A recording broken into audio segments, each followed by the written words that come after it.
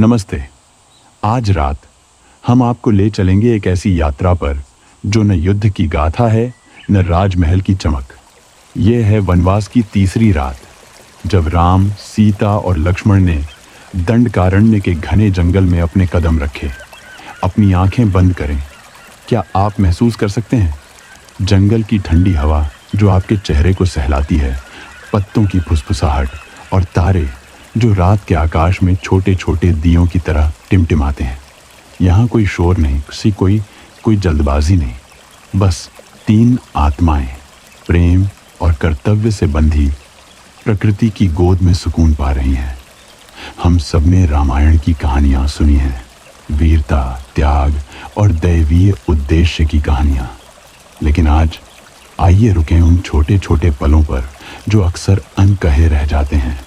जैसे लक्ष्मण जो हर रात जागते थे, उनकी नजरें अंधेरे में ताकती थीं ताकि उनके भैया और भाभी चैन से सो सकें। या वह गायत्री मंत्र जो रामायण के हर श्लोक में छिपा है, जैसे कोई शांत रहस्य। ये हैं वो कहानियाँ जो दिल को गर्माहट देती हैं, जो आपको धीरे धीरे नींद की ओर ले जाती हैं। दंडकारण्य का जंगल, एक ऐसी जगह जहाँ पेड़ इतने घने थे कि सूरज की किरणें भी धीरे धीरे जमीन तक पहुंचती थी। यहाँ ऋषि मुनि तप करते थे और हवा में एक अजीब सी शांति थी। तीसरी रात को राम, सीता और लक्ष्मण ने एक बरगद के पेड़ के नीचे आश्रय लिया। राम ने अपने धनुष को एक तरफ रखा। वह अब योद्धा का बोझ नहीं बल्कि एक शांत साथी था। लक्ष्मण ने सूखी टहनियां इकट्ठी की। उनके हाथ स्थिर और दृढ़ थे। और सीता, उन्होंने पास के पेड़ों से चौड़े पत्ते तोड़े जो रात का बिछौना बने। जरा सोचिए, एक राजा जो कभी सोने के सिंहासन पर बैठता था, अब जंगल की मिट्टी पर पत्ते बिछा रहा है। राम ने एक बार भी शिकायत नहीं की। उनके हर कदम में एक शांत गरिमा थी, एक ताकत जिसे शब्दों की जरूरत नहीं थी। सीता ने मुस्कुराते हुए कुछ जंगली फूल इकट्ठे किए जिनके रंग जंगल की मिट्टी के बीच चमक रहे थे। और लक्ष्मण, हमेशा सतर्क, हमेशा समर्पित, उन्होंने आश्रय के चारों ओर नजर रखी। कहते हैं लक्ष्मण ने निद्रा देवी से वरदान मांगा था कि वह 14 वर्ष तक न सोएं, ताकि अपने भैया और भाभी की हर पल रक्षा कर सकें। और अयोध्या में उनकी पत्नी उर्मिला ने उनके बदले नींद का भार उठाया। 14 वर्ष तक सोती रहीं। जैसे जैसे रात गहरी हुई, एक छोटी सी आग हवा में नाचने लगी। उसकी लपटें छायाएं बुन रही थीं। सीता ने कुछ जंगली फल इकट्ठे किए थे, खट्टे बेर, तीखे आंवले और एक अनजान फल जो थोड़ा खट्टा, थोड़ा मीठा था। तीनों ने चुपचाप भोजन किया। कोई जल्दबाजी नहीं थी, कोई शब्दों की जरूरत नहीं। तभी सीता की आवाज ने चुप्पी तोड़ी, नरम और झिझ्झासू। क्या आपको अयोध्या की याद आती है? उन्होंने राम से पूछा। राम ने मुस्कुराकर जवाब दिया। आग की रोशनी में उनकी आंखें चमक रही थीं। अयोध्या मेरे दिल में है, उन्होंने कहा, जहां मेरा परिवार है। शायद उस पल में राम को अपनी बड़ी बहन शांता की याद आई। कम लोग जानते हैं कि राजा दशरथ की एक पुत्री थी, शांता, जो राम और उनके भाइयों से बड़ी थी। जब वह छोटी थी, दशरथ ने उन्हें अंग देश के राजा रोमपद को गोद दे दिया था, क्योंकि रोमपद को कोई संतान नहीं थी। शांता अयोध्या से दूर थी, लेकिन राम के दिल में उनकी स्मृति बनी रही। शायद उस रात तारों के नीचे राम ने सोचा होगा कि उनकी बहन अब एक नए परिवार में सुखी है। रात और गहरी हो चुकी थी। तारे आकाश में चमक रहे थे जैसे कोई अनकहा गीत गा रहे हों। राम, सीता और लक्ष्मण अपने आश्रय में लेटे थे। जंगल उन्हें अपनी शांत बाहों में समेटे हुए था। सीता ने आकाश की ओर देखा। उनकी आवाज फुसफुसाहट की तरह थी। यह आकाश कितना विशाल है, क्या ये हमें कुछ कह रहा है? राम का जवाब आया, हल्की हवा की तरह। शायद यह हमें बता रहा है कि दुनिया कितनी बड़ी है और इसमें कितने रहस्य छिपे हैं। जैसे ही सुबह हुई, सूरज की पहली किरणें पेड़ों के बीच से छनकर आईं, जंगल को सुनहरे रंगों में रंगती हुई। सीता ने नदी के किनारे एक छोटा सा पौधा देखा जिसकी पत्तियां सुबह की ओस से भीगी थीं।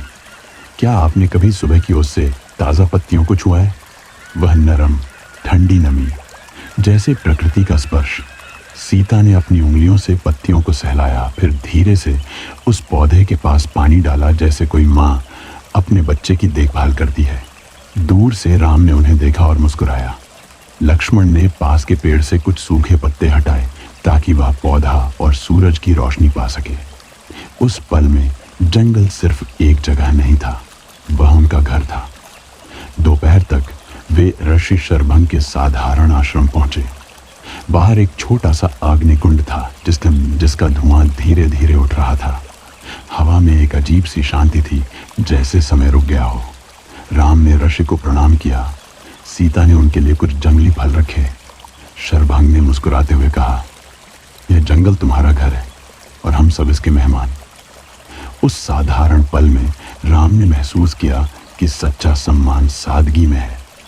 दोपहर के सूरज ने एक खुले मैदान को रोशनी से नहलाया, जहां हिरण बिना डर के घास चर रहे थे। एक छोटा सा हिरण सीता के पास आया। उसकी आंखें भोली और भरोसे से भरी थीं। सीता ने धीरे से अपना हाथ बढ़ाया और हिरण ने बिना डरे उसे सूंघा। रामायण कहती है कि जंगल के जानवर राम और सीता के पास बिना डर के रहते थे, जैसे उनके करुणामय स्वभाव का जादू हो। सीता ने हिरण को कुछ हरी पत्तियां दी और राम ने पास के पेड़ पर बैठे एक पक्षी को देखा जो धीमा गीत गा रहा था। लक्ष्मण ने मुस्कुराकर कहा, यह जंगल अब हमारा परिवार है। जैसे ही सूरज ढला, नदी के किनारे की हवा ठंडी हो चली। राम ने एक छोटी सी बांसुरी निकाली जो उन्हें किसी ऋषि ने उपहार में दी थी। उन्होंने उसमें धीरे से फूंक मारी और एक नरम सौम्य धुन जंगल में गूंजने लगी। कुछ कथाएं कहती हैं कि राम को बांसुरी बजाना पसंद था। उनकी धुनें इतनी शांत थीं कि पेड़ों की पत्तियां भी थम कर सुनने लगती थी। सीता ने अपनी आंखें बंद की, उस धुन को सुनते हुए, जैसे वह प्रकृति का हिस्सा हो। लक्ष्मण ने पास में बैठकर नदी को देखा। उनकी आंखों में गहरी शांति थी। रात फिर गहरी हो चली थी। लक्ष्मण ने जंगल से कुछ कंद मूल लाए। सीता ने उन्हें आग पर भूना और एक साधारण भोजन तैयार किया। तीनों ने एक बड़े पत्ते पर यह भौय में भोजन बांटा। कोई जल्दबाजी नहीं थी, कोई दिखावा नहीं। यह भोजन, राम ने कहा, प्रकृति का आशीर्वाद है। सीता ने मुस्कुराकर जवाब दिया। रात अब अपने चरम पर थी।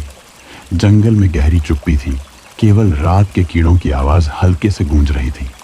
तारे आकाश में चमक रहे थे, जैसे कोई अनकही कहानी सुना रहे हों। राम, सीता और लक्ष्मण अपने आश्रय में लेटे थे। दंडकारण्य उन्हें अपनी शांत बाहों में समेटे हुए था। रामायण हमें सिखाती है कि प्रकृति हमारी रक्षक है, अगर हम उसका सम्मान करें। राम और सीता ने जंगल को कभी नुकसान नहीं पहुंचाया। वे उसकी छाया में रहे। उसकी नदियों से सावधानी से पानी लिया। शायद उस रात जंगल ने भी अपनी शांति से उनका धन्यवाद किया। और यही थी वनवास की तीसरी रात की कहानी। नमस्ते। हम आज फिर पंचवटी के उस पवित्र जंगल में लौट रहे हैं, जहां राम, सीता और लक्ष्मण ने अपने वनवास के कुछ सबसे सुकून भरे पल बिताए। पंचवटी की कुछ और नरम धड़कनों को महसूस करते हैं। सुबह का समय है।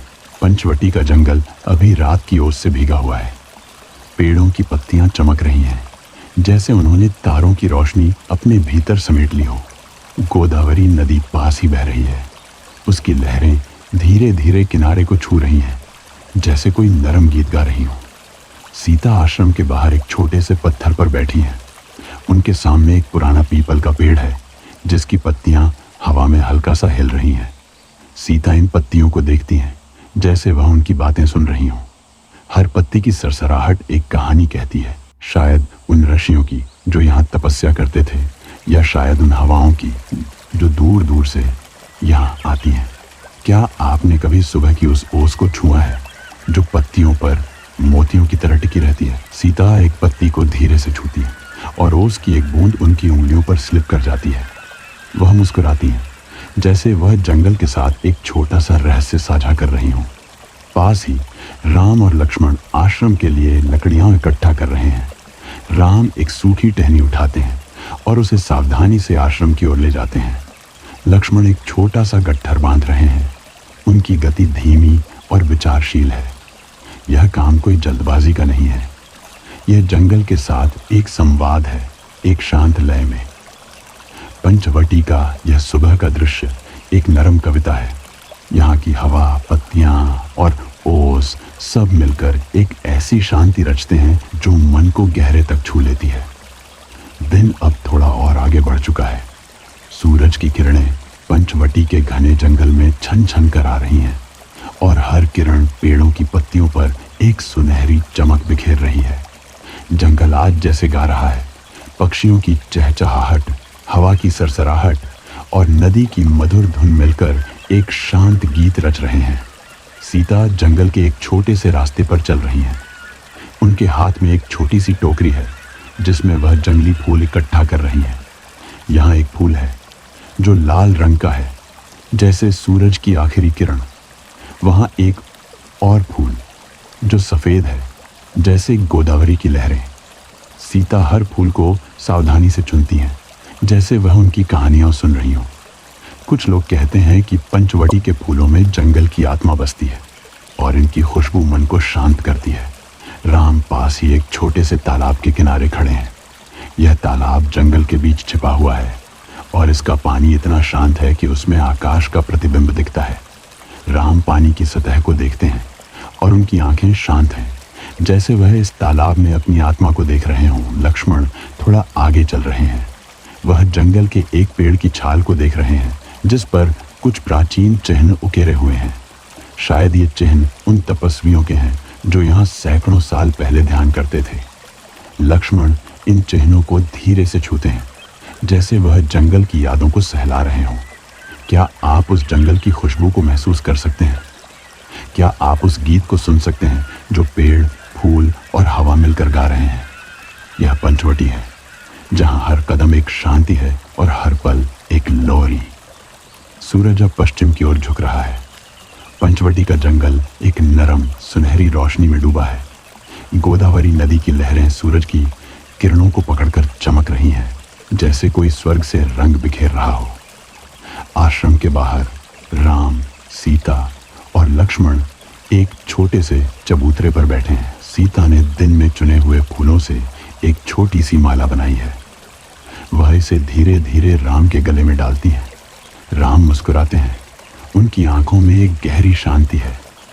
यह क्षण इतना साधारण है, फिर भी इतना गहरा। क्या आपने कभी किसी प्रियजन के साथ ऐसे पल बिताए हैं जहां शब्दों की जरूरत नहीं पड़ती? लक्ष्मण ने आश्रम के पास एक छोटी सी अग्नि जलाई है। यह अग्नि कोई बड़ी नहीं है, बस इतनी कि उसकी गर्मी और रोशनी आश्रम को एक घर का एहसास दे। अग्नि की लपटें धीरे धीरे नाचती हैं और उनकी रोशनी में सीता का चेहरा और भी कोमल लगता है। राम कुछ कहानियां सुना रहे हैं, शायद अपने बचपन की, शायद अयोध्या के उन दिनों की जब वह और लक्ष्मण एक साथ खेला करते थे। उनकी आवाज़ इतनी नरम है कि वह हवा में घुल सी जाती है। पंचवटी की यह सांझ एक जादू है। यह वह समय है जब दिन और रात एक दूसरे को गले लगाते हैं। क्या आप उस अग्नि की गर्मी को महसूस कर सकते हैं? क्या आप उस शांति को अपने मन में बसते हुए देख सकते हैं? रात अब पूरी तरह छा गई है।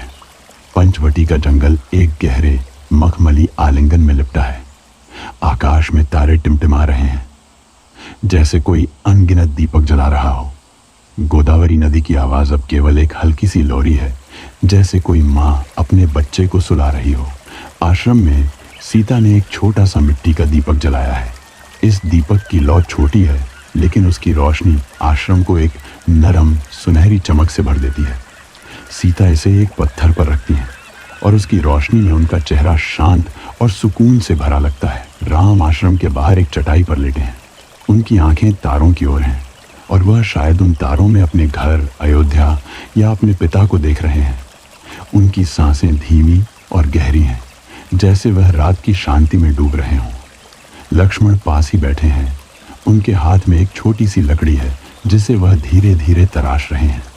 उनकी आंखें भारी हो रही हैं, लेकिन वह अभी भी जाग रहे हैं, अपने भाई और भाभी की सुरक्षा के लिए। पंचवटी की यह रात एक नरम आलिंगन है। यह वह समय है जब दुनिया चुप हो जाती है और मन अपने आप में खो जाता है। क्या आप इस शांति को अपने भीतर महसूस कर सकते हैं? क्या आप इस रात की गोद में अपने आप को छोड़ सकते हैं? लंबा विराम, केवल तारों की हल्की आवाज और नदी का गीत। सो जाइए यात्री, पंचवटी की यह रात आपके लिए है, यह शांति आपके लिए है, यह लोहरी आपके लिए है। नींद की गोद में धीरे धीरे डूब जाइए।